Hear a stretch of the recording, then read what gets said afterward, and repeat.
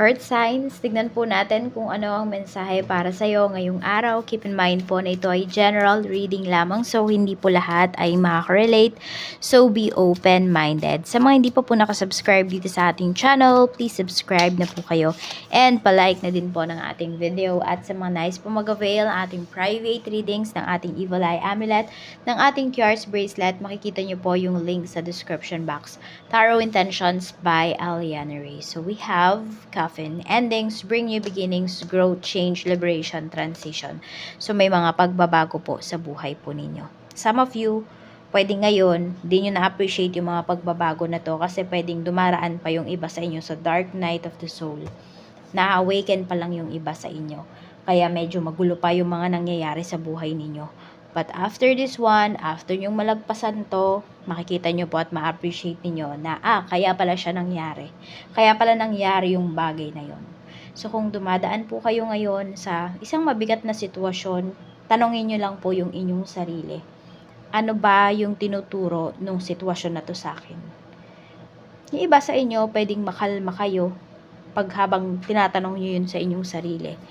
Okay, iba sa inyo, need nyo magmuni-muni sa mga nangyayari po sa life ninyo.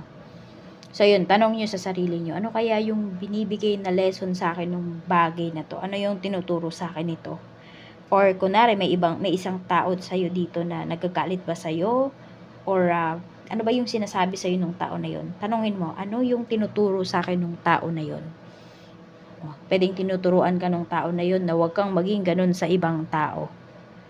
Na kumalma ka lang, 'di ba, na hindi sa lahat ng bagay ay init ng ulo yung paiiralin mo.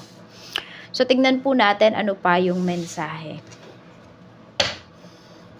Araw-araw meron tayong matututunan. Totoo 'yun sa mga tao na nakakasalamuha natin, sa mga napapanood natin, sa mga nangyayari sa life natin. Tingnan natin. And syempre, do not forget din naman na i-enjoy yung every moment po ninyo. We have union. Okay. So, pwedeng mayroon ditong magpapakasal. Ayan po.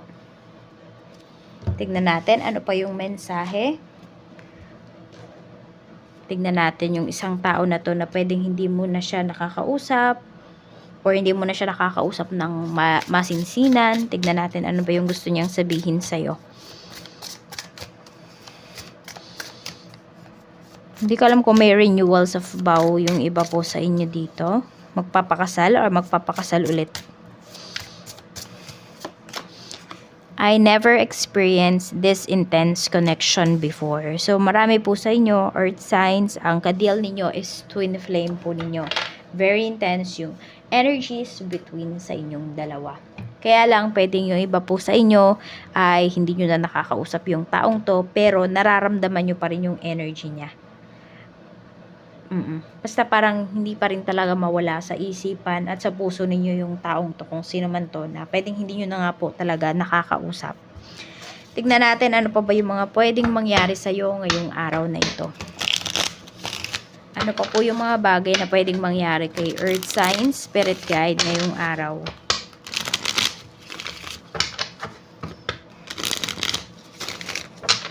Ano pa yung mga bagay na pwedeng mangyari sa'yo? Mayroon tayo ditong the world. Okay. Tingnan natin. So, meron ba dito nag-resign kayo sa work? We have Two of Pentacles. And we have Three of Pentacles. So, yun yung nakikita ko dito. Hindi ko alam kung may nag-resign sa trabaho ngayon. So, yan. Gusto nyo kasi munang, parang gusto nyo munang magpahinga yung iba po sa inyo. You want to take some breaks. Pwedeng nababurnout na po kayo sa trabaho. Earth signs.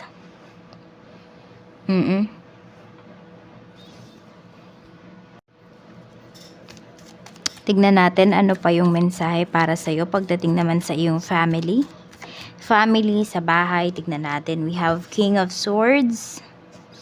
And meron tayo ditong Knight of Cups. Okay, meron akong nakikita dito. Tough love yung binibigay niya sa'yo.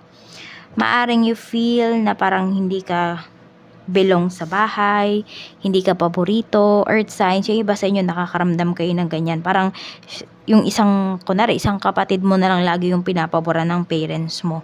Or pwede rin po, earth signs, baka anak nyo po yung nakakaramdam yan.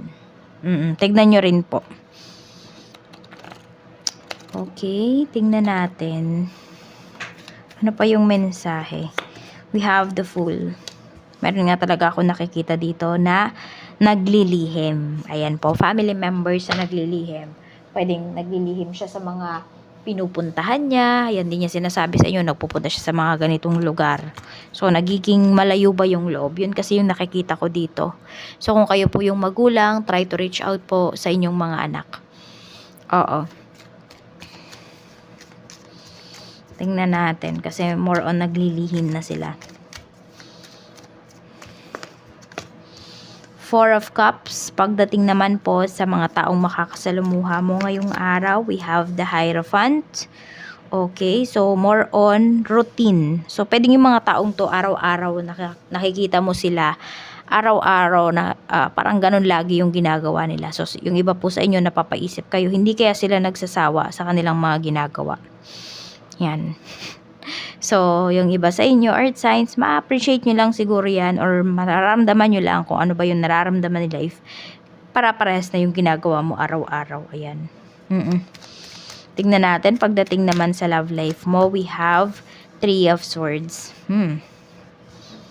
Tingnan natin, ano pa yung mensahe? We have 9 of Swords. Iniisip nyo ba na may third party yung person nyo? Nababother po yung iba sa inyo dito. Looks like, yun yung naiisip po ninyo. Yun yung nararamdaman nyo. Yung iba nga dito napapaginipan nyo pa na mayroon na iba. Pwede rin naman na wala naman siyang iba. Pero, pwede po na yung mga pangako ng person mo, hindi niya natutupad. So, parang nawawala na ba kayo ng pag-asa dito? Tignan natin kung may iba ba talaga yung person mo. The Empress. Yung iba dito, pwedeng may ibang nabuntis. So, baka yan po yung napapaginipan nyo.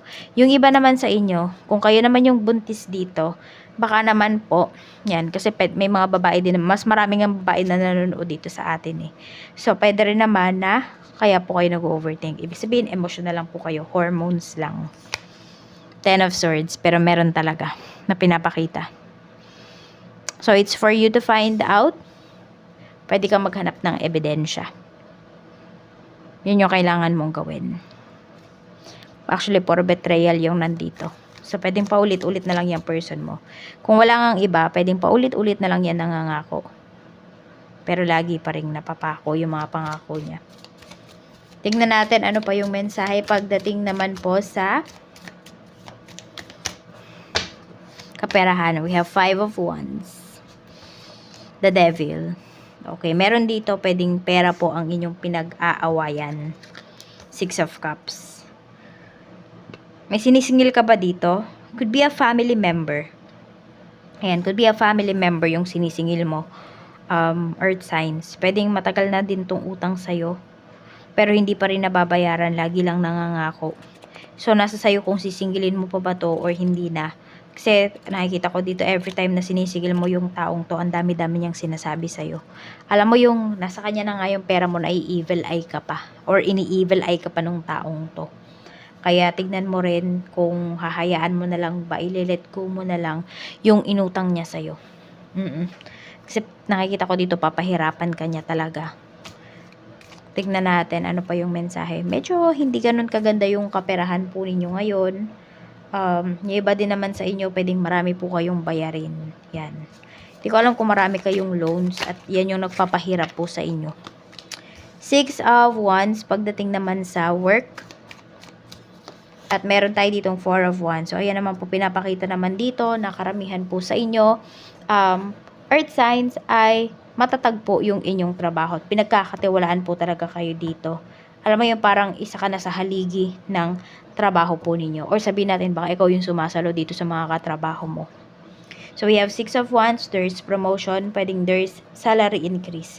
Kaya, ayan, yung iba sa inyo, medyo makakahinga kayo dito kasi pwedeng sabihin natin mas mababawasan po kung meron man kayo dito mga binabayaran nga or meron kayo mga loans, mas mababawasan po siya or mas mabilis kayong makakabayad. Check naman natin pagdating naman sa negosyo. Kamusta naman po ang negosyo, Spirit Guide? We have Page of Swords. We have Judgment. Okay. So, parang medyo matagal na kayong may iniiwasan dito. Hindi ko alam kung kliyente ba itong iniiwasan ninyo or isang malaking opportunity. Ayan. Huwag nyo pong iwasan.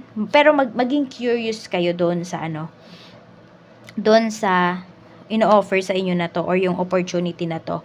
Pero kung wala naman talaga kayong nakikita na sabihin natin na meron kang mapapala dito, may mabe-benefit ka, syempre wag nyo na pong ituloy. Pero maging curious po kayo kasi baka hindi nyo nakikita yung potential nung nung isang ino-offer na yan sa inyo. Kasi may expansion sa inyo dito. Or meron ba dito mga di ko alam kung mga malalayong deliveries, malalayong lugar. So, ayan po, baka may mga nagkaka-interest po talaga sa inyong negosyo. So, pwede nyong gawin. Maghanap kayo ng reseller dun sa lugar na yon para siya na lang yung kukuha sa inyo. At hindi po kayo mahihirapan na mag-distribute dun sa isang lugar na yon. Ayan, pwede kasi for expansion yung business po ninyo. So, try nyo yang i-consider kasi pwedeng makakatulong po talaga sa inyo. Tignan natin. Ano pa yung mensahe? Depende na lang yan sa inyong negosyo. Mensahe pa po natin, Spirit Guide for Earth Signs. Spiritual work. Ayan, sabi, open your heart to a spiritual career and heal the human heart. You are a light worker. So, marami talaga dito light worker, di ba? Madalas kung nararamdaman sa inyo Earth Signs, mayroong mga sumasama sa inyong mga spirits, meron dito, manggagamot. Madalas yan, sa inyo ko yan nakapipick up. Kasi ayan po, marami sa inyo, light worker kayo.